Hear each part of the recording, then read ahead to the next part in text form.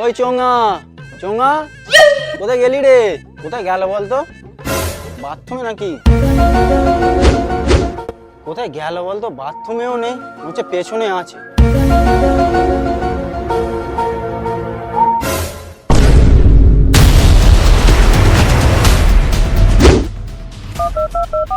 Hello CID. ওই কোথা খুন হয়েছে? এই তো এখানে। আচ্ছা, তুমি যেখানে প্রথম এলে সন্দেহজনক কিছু লক্ষ্য করেছো? তেমন কিছু লক্ষ্য করেনি, শুধু এসে দেখলুম একটা কুকুরের পেছনে ঘুরছে। এর মানে বুঝতে পারছো দয়া? কি স্যার? ভাদ্র মাস পড়ে গেছে।